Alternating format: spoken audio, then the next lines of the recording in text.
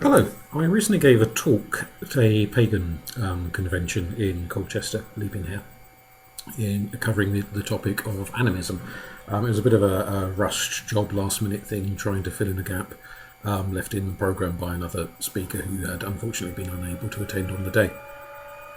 And one of the people in the audience, a friend of mine, Carol, who has relatively recently completed a master's degree in Jungian studies, asked a question about participation mystique.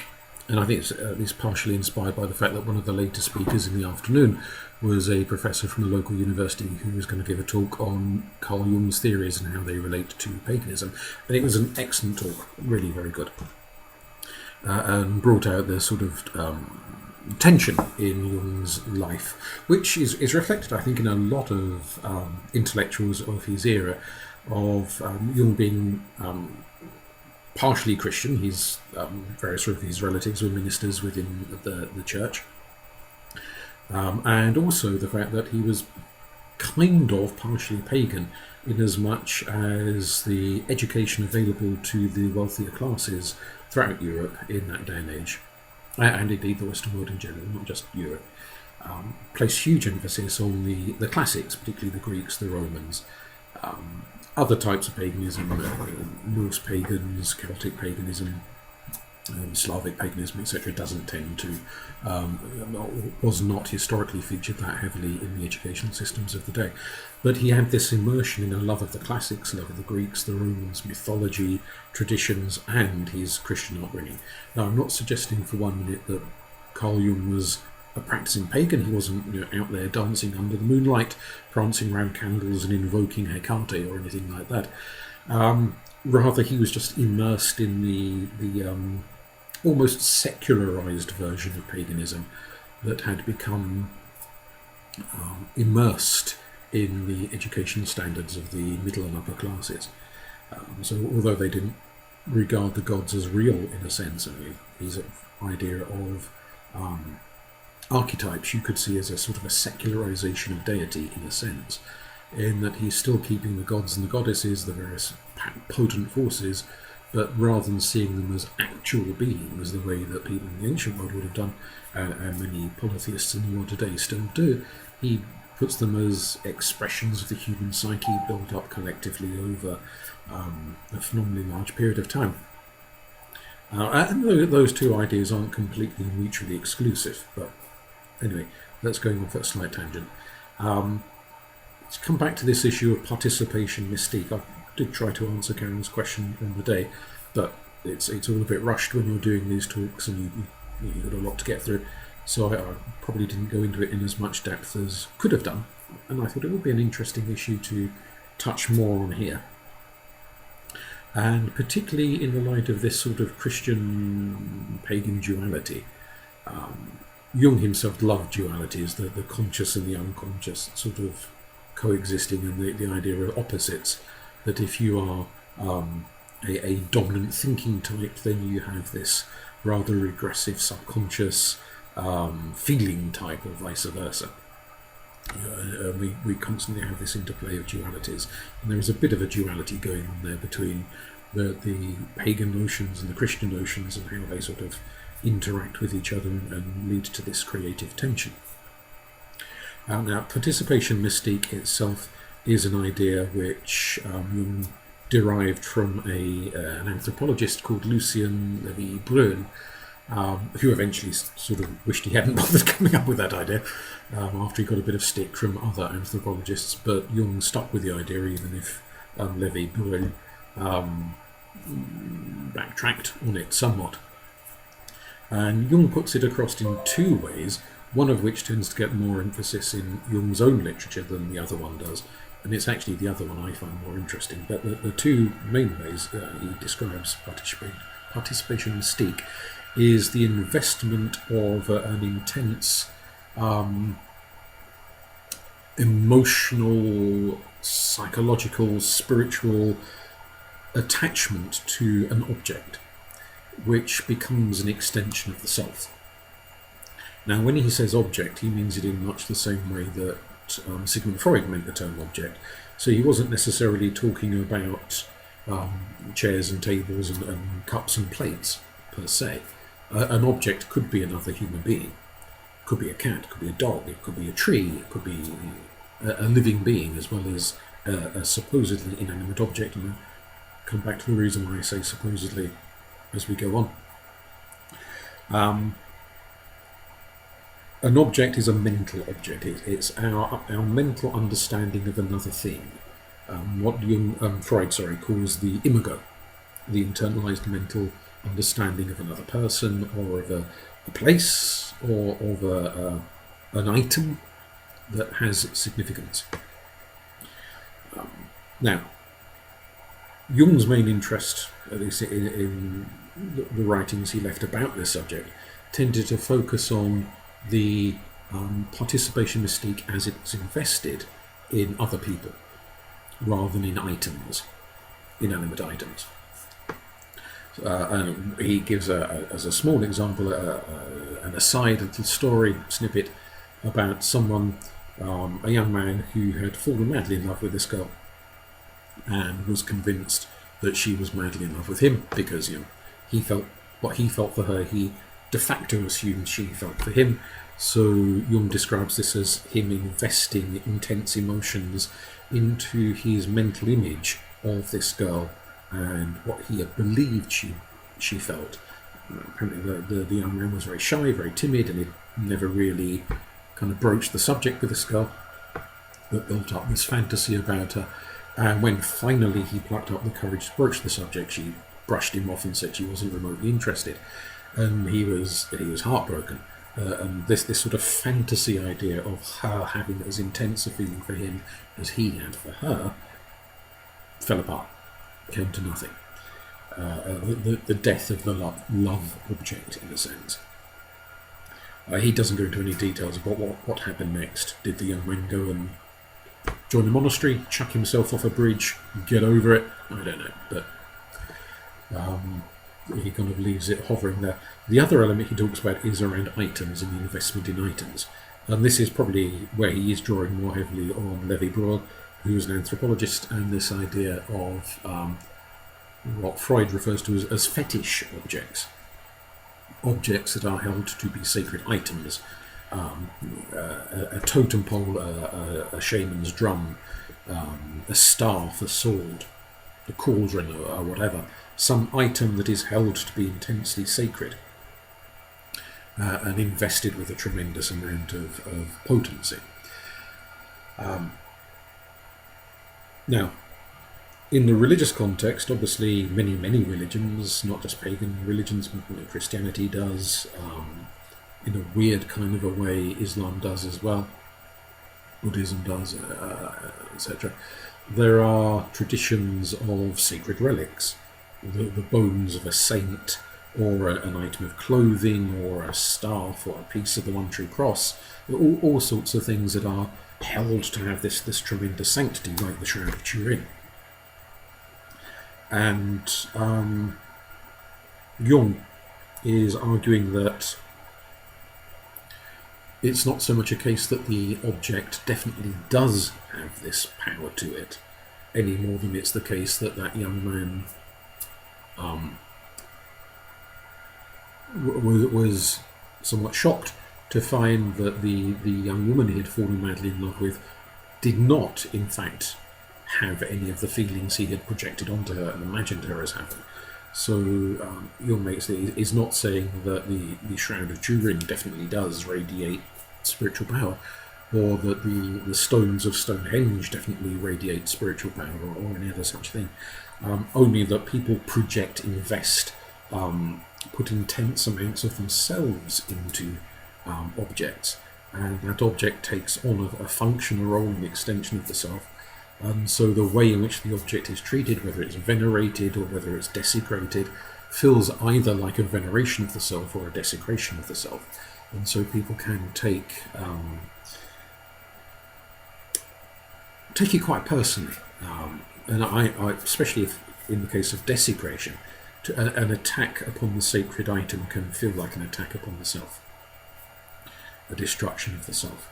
And that's quite a potent factor to take into account, and can cause psychological harm and trauma. And arguably, some people would suggest, perhaps, and certainly there have been attempts to suggest in the past by various anthropologists and psychologists and so on, that things like the use of fetish dolls as a way to either curse people or cure people. The quite popular image of getting a little dolly and making it in the shape of somebody and put a bit of their hair in it or whatever it may be, and then stick pins in it, and it can either be used to drive out illness in some traditions, or in other traditions it can be used to cause harm, cause illness. Sometimes it does indeed appear to work, and this leads to speculation, how does it work? And so some people have suggested an idea rather like participation mystique, that if the person is so intensely invested in that doll as being a representation or an extension of themselves, that something done to the doll can feel very much like it being done to the person. And so there is a sort of a repercussion, which as an abstract idea is all well and good, but it doesn't go into the practical details of how on earth that actually works. But as an idea, it floats there. There is an element of participation mystique which is alluded to in Jung, but he doesn't go into a huge amount of detail in it per se, although he does talk about this notion of creation and the investment of sort of archetypal force in creation, which is something picked up on, I've seen in various articles and journal papers and what have you, by Jungians, particularly ones who have an art practice. The Jungians who are painters, musicians, sculptors, engaged in various forms of the arts, that it's not just a pre-existing object that can have this mystique projected onto it, so the person participates in the life of the object and the object participates in the life of the person. So like, say, the Shroud of Turin or the stones of Stonehenge, the monoliths, things that have been there for a phenomenal period of time. It's also things we create ourselves. And obviously this is a significant tradition, certainly within paganism, within a number of other religions, where something we make as a dedicatory act, as a holy object, whether that could be a sword, be a chalice, it could be a piece of needlework, a tapestry, it could be a painting, it could be a wooden sculpture, it could be a 1,001 other things, but the artist is investing themselves in the object. And this is where you can, in a lot of spiritual traditions with the stories of creation, you can kind of get a parallel sense of, just as the artist makes the painting or carves the sculpture, so in a lot of religious traditions some god, goddess, or a bunch of them come together to create the physical world, create mountains and rivers and hillsides and forests and jungles and deserts and what have you. And so that can also be seen as a sort of divine version of a creative act, of an artistic act, which the mere human replicates at a much smaller scale level with our paintings and sculptures and whatnot. It becomes the act of creation, the act of investment.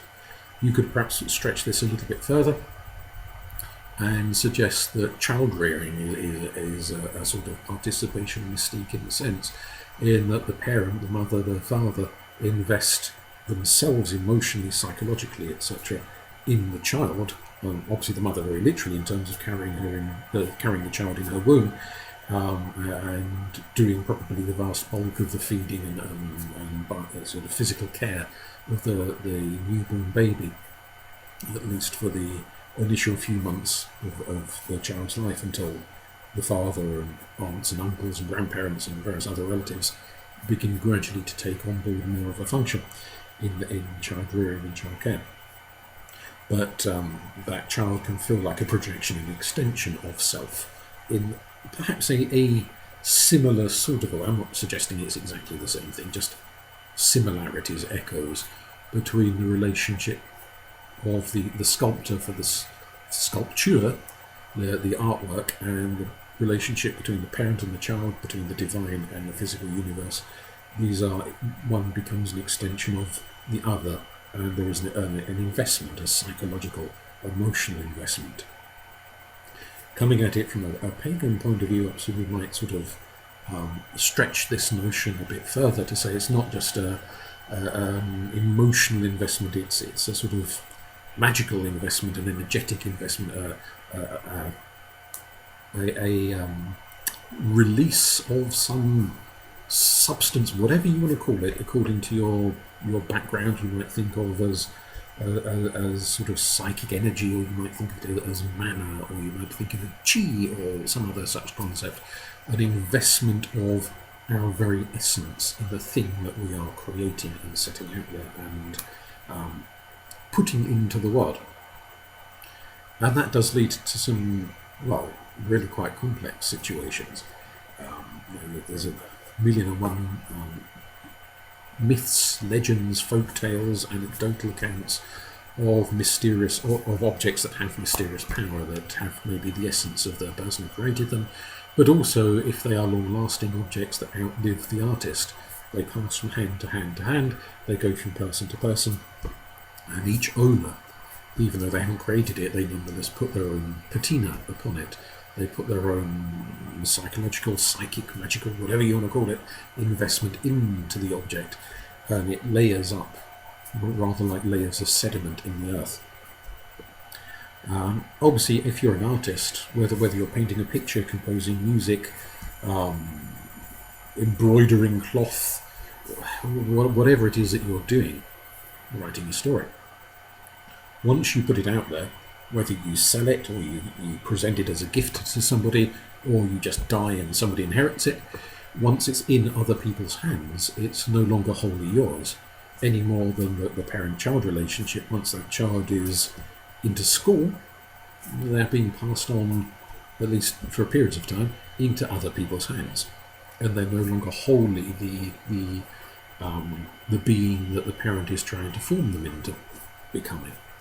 Let's put aside the fact that the children have their own independence and don't always want to be what their parents want them to be, regardless of who else has and does or doesn't have an influence on them. But that's well, I was going to say it's a side point, but is it? Because if you're an animist, and this is trying to come back to that fact that this question was raised in a talk about animism, then it's not just humans that have volition, that have agency, that have willpower.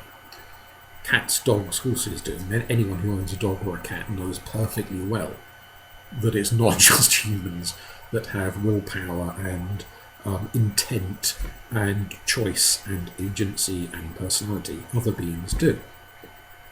How far that spreads, I wouldn't like to say. I mean, are we going to get into a debate about whether jellyfish or ants or microbes have agency and will? That's a subject way beyond anything I want to think about here. But let's just say for the moment, many beings. Not absolutely sure all beings, but let's say many beings within the animal world, but also, I would suggest, within the plant world. Trees. That's the druid in me coming out there. Trees and other beings of a non-animalistic nature, I would argue, at least on the basis of my own insanity, have agency, have, not in the way that humans do, not in the way that cats and dogs and horses do, but they have a form of agency, they have a form of will, they have a form of choice and consciousness about quite a number of things. And extending the animist argument yet further, and this is something I did touch a bit on in the talk the other week, back pre-mass production, back in an era when, although mass production did actually come in quite early, much earlier than we think for, but back in an era when the majority of objects that a person used were created by an individual craftsman or craftswoman, rather than being churned out mass production style, then there is a sense in which the created object, the artifact, is an investment of the craftsperson or the artist. It's their blood, their sweat, their tears, their toil, their ingenuity, their inventiveness. They make the thing.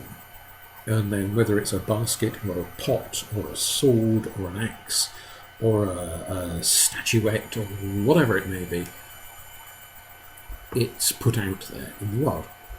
And it's got part of the creator in it, as well as the essence of the raw materials, the wood, the clay, the metal, the cloth, whatever it's made out of. So there is the life force, you could say, of the raw materials. If it's made out of wood, that was once a living tree. There could be bits of feather, bone, animal horn, hide, whatever, bits of living animals in the object, possibly, depending on what it is. Even if it's made out of clay or stone or metal, whilst obviously modern Western science regards those as lifeless and animate things, animistic cultures would regard those raw materials as also having at least the capacity, if not the de facto existence, of some kind of animating spirit, some kind of awareness, some kind of consciousness, some kind of agency. So those materials come together, they're forged into whatever shape, and the forging also puts the creators, the artists, the craftspersons' essence into the object. And so, from my point of view, and various other animistic type people, it's perfectly viable to see that item, that artificial created object, as also having agency and presence to it. And indeed, in quite a number of cultures, I used to teach years ago an ethics class on this very issue.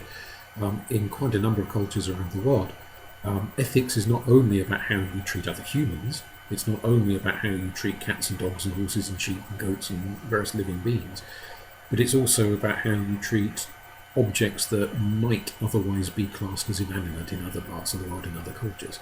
Because to the animistic cultures, they're not really inanimate.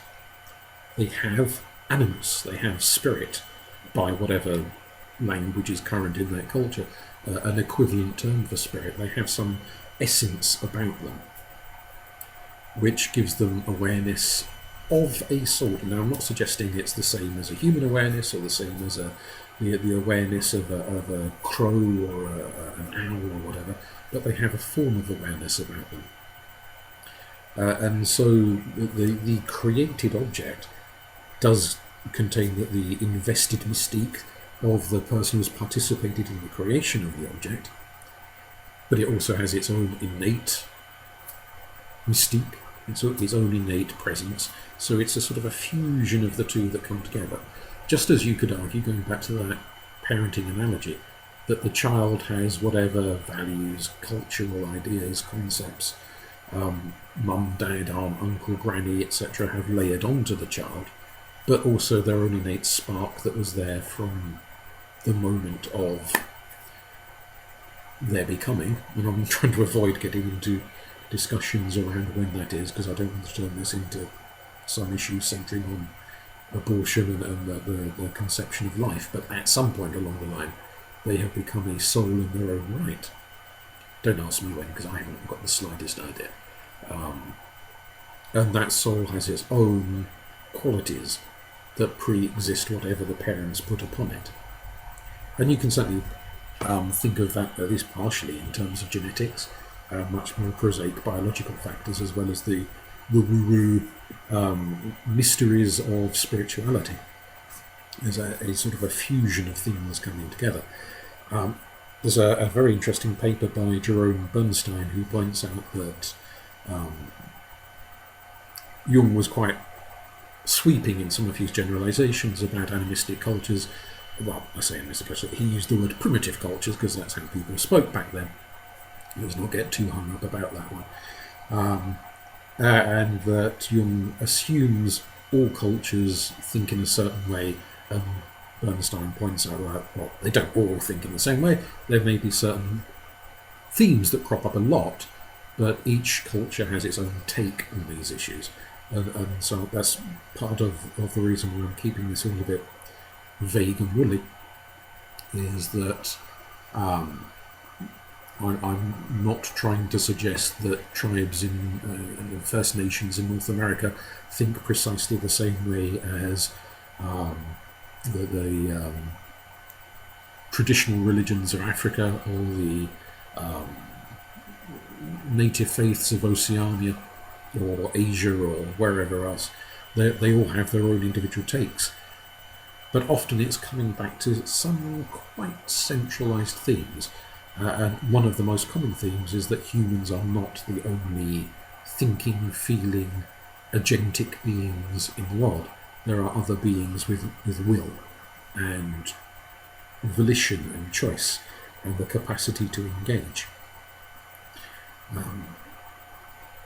And that has to be a factor, I think, for the artist, well, the animistically conscious artist, I don't know, let's put it like that, that if you are making something, then your choice of materials is not simply what can I afford, it's not simply, what will look pretty, or decorative, or whatever. It's also a consultation with the raw materials. Do these raw materials want to go towards the end goal I'm trying to make them go towards? And some of that is quite pragmatic. If you're a sculptor, you've got a block of marble, you know the kind of statue you want to create, but the internal fracture patterns of that block of marble might not lend themselves to the shape that you want to create. Or a wood carver who realises that the grain of the wood isn't lending itself towards the shape they want to produce, it's lending itself towards a very different shape. And so sometimes you might think, I'd really like to make a carving of so-and-so thing. You get your lump of stone or your block of wood, whatever it may be, and as you start working on it with your chisels, you realise that actually this is going to turn into something completely different. You are still the artist, you're still investing your blood and sweat and tears and time, and your vision and your kind of artistic sentiments, but your vision is being shaped by the very material you're using. What you want is a negotiation with what it wants, or if you are a bit less animistic, with what it is capable of becoming in terms of internal fracture patterns and wood grain and whatever else. Some materials are far more malleable. Clay, you don't have those kinds of issues with, but even there I'd argue sometimes you can set out to produce one thing and you get partway through the creative process and you realise that ain't going to happen. Not this time anyway. This time something else is going to be produced. And you could say, that's your unconscious, it's this, it's that, it's the other. But coming at it from an animistic point of view, I'd say it's at least partially the volition, the sapient processes of the materials you're working with. What they want to become, what they want to be. That comes into it, even if there's no materials at all. Let's say as a writer, like myself, a poet, the only materials are your laptop or your pen and paper, whatever, and you're about to churn out a poem, a story.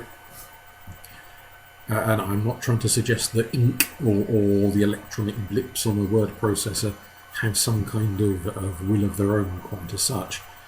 But you start out to tell one story or create one type of poem, and sometimes the characters say, no, this is going to go in a very different direction. This is going to become something other. This is going to become something else. Where their animus comes from, where their animating spirit comes from, is it a reflection of the unconscious mind? I'm sure Jung would say absolutely yes. Of the poet, the author? Or is it something a bit more independent? I'm very taken with this notion, which I'm sure I've spoken about in some previous podcast, that it's not so much people who have ideas, but ideas that have people.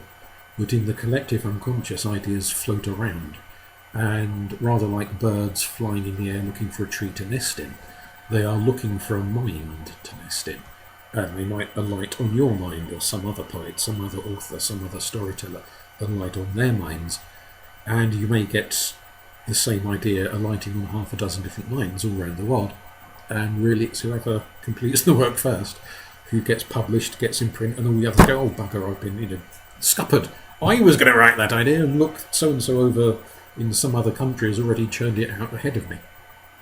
That's happened to me, where I've got part way through an idea and somebody else has published a work which is so like it that I'm not suggesting that I've never met those people, there's no connection, there's no possible way they could have known my idea or taken it, or vice versa, but rather the same idea has alighted in 2 different minds, possibly 22 different minds, at the same time.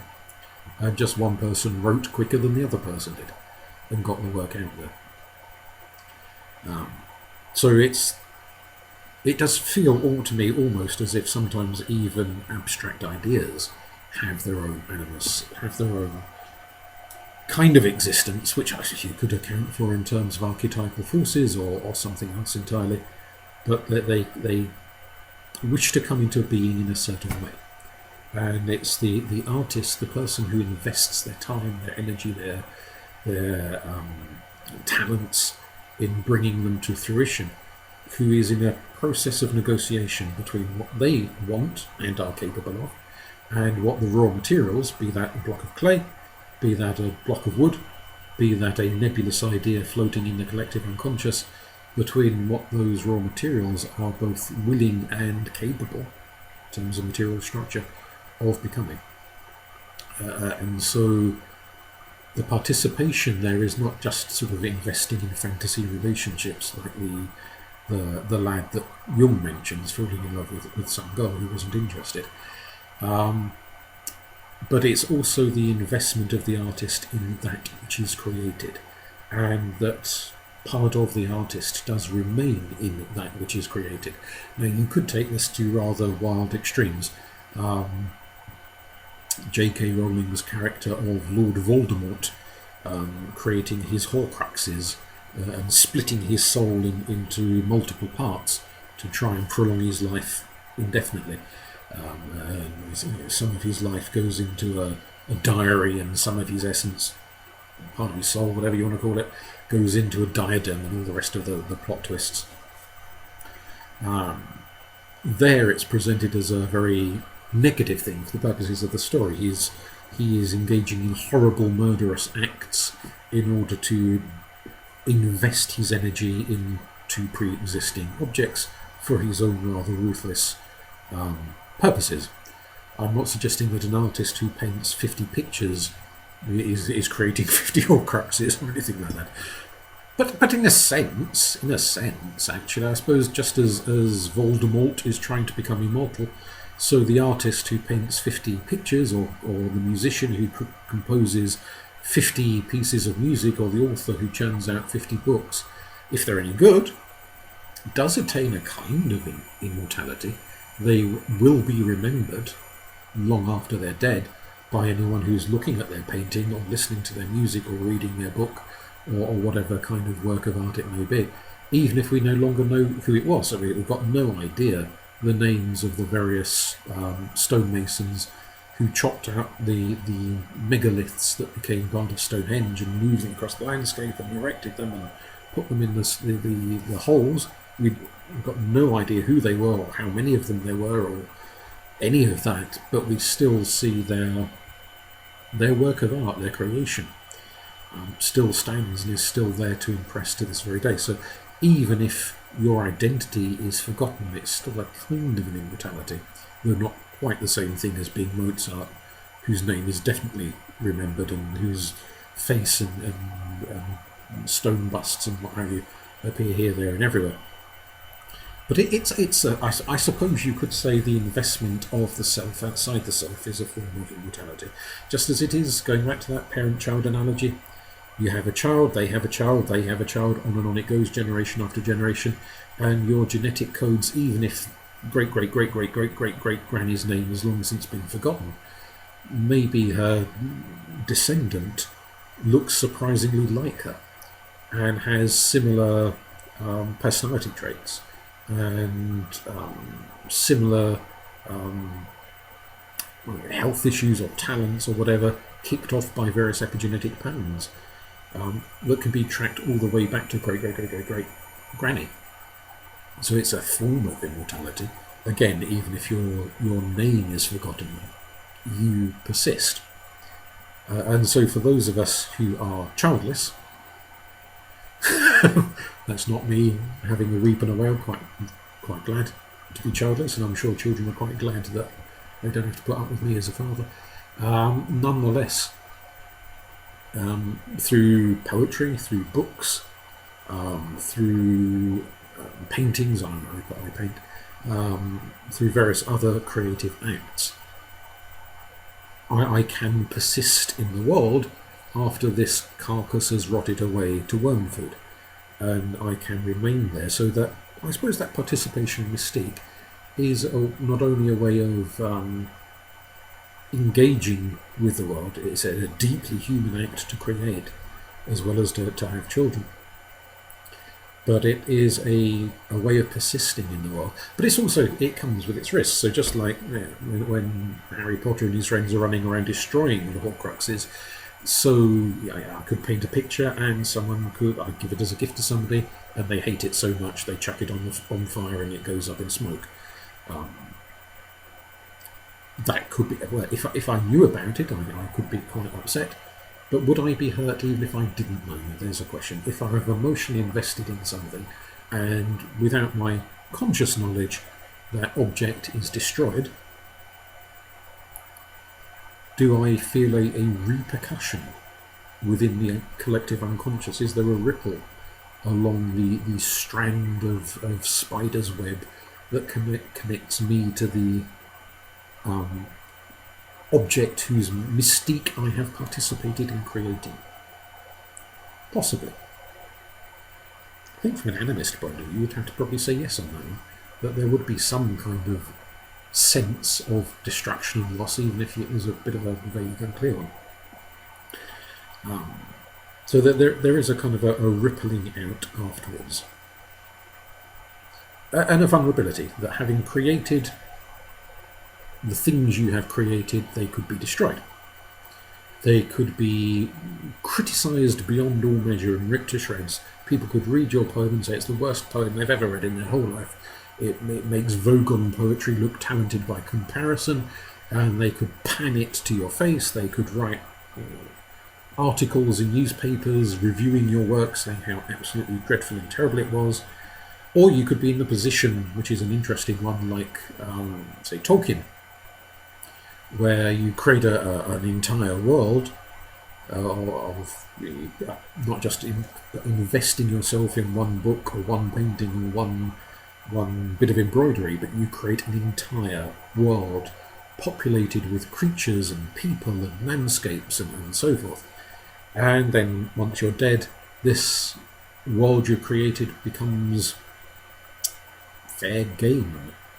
And then you have Netflix churning out rather crappy TV shows set in your world and doing with your world as they please, rather than as you intended. Whether he loved it or hated, I have absolutely no idea. But again, once it is your creative investment is released, at some point in time you will cease to have control over that creative investment, and other people will potentially, at least, jump on board the bandwagon. They'll want to do their own stories set in your world, whether that's just fans writing their own kind of fan stories or painting fan art pictures or whatever, or whether it's corporations saying, right, we'll buy up this property and we'll chop it and change it in XYZ ways in order to make it more commercially viable or more politically correct, or more this, more that, more the other. They'll do what they want to do with it rather than what you intended for it to be done with. And that becomes an interesting concept. And I don't quite know really how that would pan out in terms of what effect that would have on the original person, who could, of course, by that time be dead, but from a spiritual point of view, still floating around in the ether somewhere, or reincarnated on into a new form. Does that have ripples and repercussions? Good ones, bad ones? I think potentially so, absolutely. So there is room for weirder and weirder avenues of thought in that one, but I realise I've waffled on rather more time than I intended to. So I'll leave this one here with you. It'll be interesting to see if any of the people listening to this have their own ideas. You might totally disagree with some of my points, or agree with them or take them off into different directions, have your own experiences you want to share around this notion of the relationship between creator and created, between artist and artwork. Look forward to hearing from you. Thank you.